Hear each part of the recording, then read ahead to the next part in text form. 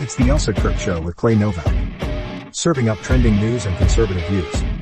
Brought to you by the Elsa Collection. And Refuge Medical. And now, it's time for the show. All right, let's talk about dumb women in politics. Let's. Oh my goodness. I called, I said about Marjorie Taylor Greene that she was on the apology tour.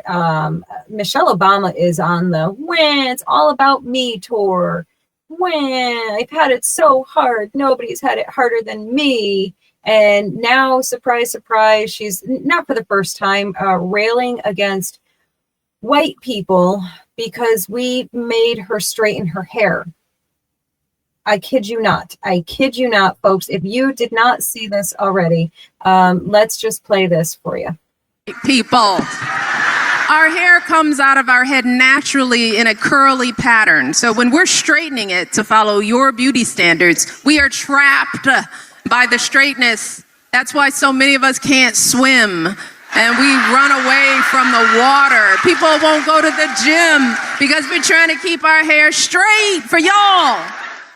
It is exhausting and it's so expensive and it takes up so much time.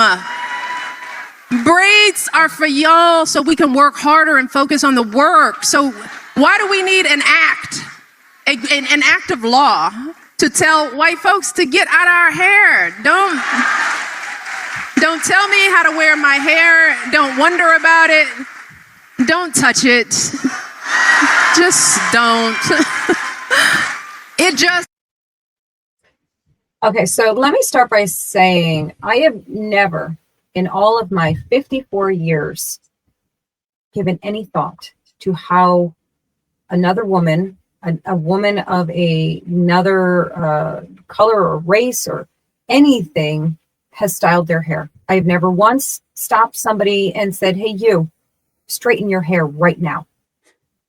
And I've actually polled, very casually polled lots of people over the past day or two. I haven't. They're just in my comments section all saying, I literally never even thought about how Black women style or not style their hair. I don't care. So let's get that like really, really clear. Also, I could say that as a white/Hispanic woman, my hair is both curly and straight. It does whatever the heck it wants. So I don't know what to tell you. Sometimes I straighten it. Sometimes I curl it. Sometimes I let it just be who it wants to be.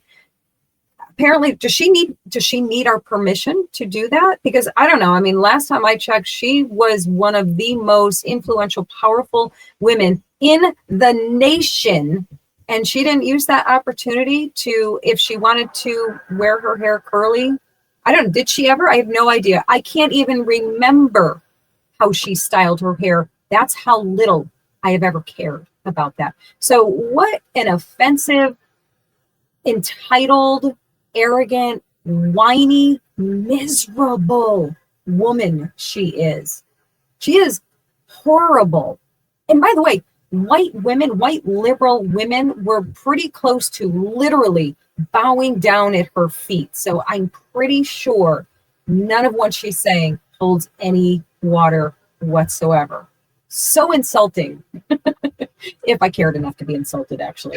So this is the tip of the complaint iceberg from former First Lady Obama. She has been complaining about this, right? Which is absurd. Like you said, she's one of the most influential women, arguably in the world, while she was in the White House. Chose to bow down to social pressures, which shows she has no courage and no real self-confidence of any kind, intestinal fortitude. I mean, Right. if she bowed down on how she did her hair, then I don't expect her to come through on anything of any substance. Right. Also, she has complained that her and her husband had to pay for things while they were in the White House.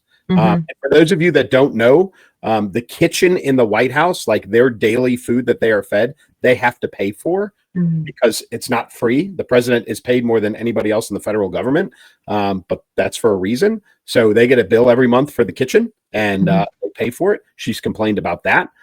She has complained about how much time she had to spend in public as the first lady. She's complained about how much time she has had to spend in public since coming out of the White House. And yet she's sitting on stage being interviewed of her own choice about being the first lady, and complaining about how much she hated being the first lady.